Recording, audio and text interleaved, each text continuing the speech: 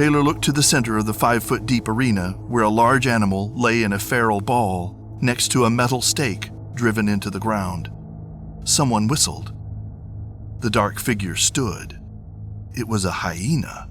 The beast stood over 3.5 feet tall at the shoulder, weighed somewhere in the vicinity of 180 pounds, and appeared to be carved of solid muscle. Its elongated neck bulged, and its talon-like canine teeth glistened in the early morning sun. The brown and yellow spotted terror laughed as if performing some evil mockery of the situation at hand and ran toward the men. The chain that connected it to the stake snapped tight, just shy of the bleachers, and the beast growled in anger.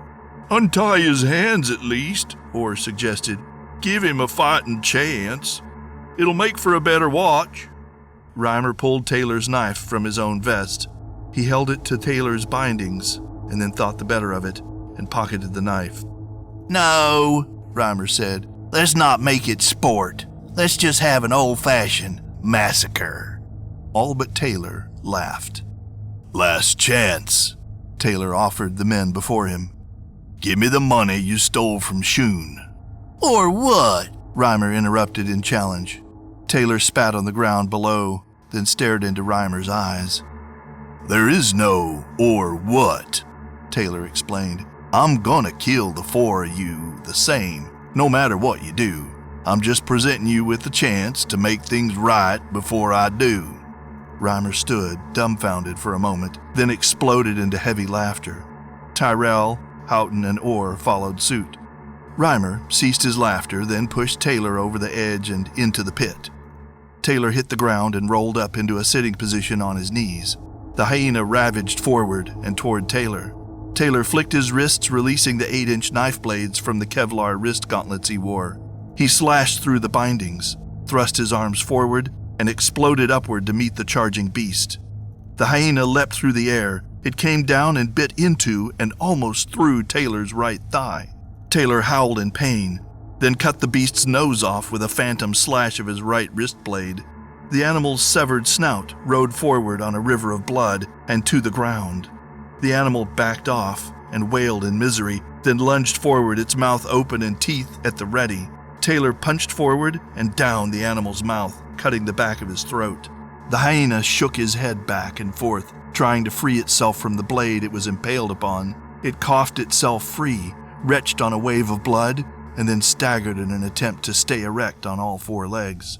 Taylor brought both blades down in one fevered motion that decapitated the beast. The animal's headless body stepped backward, then collapsed upon the arena floor. "My dog!" Tyrell screamed in agony. He dropped to the arena and approached his butchered pet. "You killed my baby!" he almost wept. Taylor ran up behind Tyrell, grabbed him in a bear hug, and held his right blade to the man's neck. Tyrell leaned into Taylor in an attempt to escape the blade. Taylor followed the man's movement with the blade. Tyrell swallowed hard and muttered, "Taking me hostage won't get you shit." "I'm not taking you hostage." Taylor retracted his blades and pulled Tyrell's gun from his holster. "I'm using you as a shield." Taylor drew aim on Reimer and quickly put 2 bullets through the man's head. The man stumbled backward and collapsed in death. "Told you I'd kill you," Taylor mumbled to himself as he drew a bead on Orr. Houghton and Orr jerked their pistols and fired in Taylor's direction, the tight webbing of Tyrell's vest exploding at each bullet's impact. He screamed in pain. His body spasmed and jerked as bullet after bullet slammed into him, the force of which concaved his ribs and sternum inward. Taylor dropped Orr with a bullet to his neck and then with a lightning-fast follow-up to his forehead. Orr's body jerked backward and fell.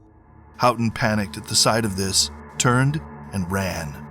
Taylor put 2 slugs in the back of Houghton's head. His body somersaulted over once, then crashed to the ground. Taylor pushed Tyrell from him and watched as he collapsed at the massive pain in his chest. "Tyrell!" Taylor barked. "Look at me!" Tyrell rolled to his knees and doubled over in pain. "Look at me!" Tyrell raised his head. "Where is Shun's money?" Taylor asked.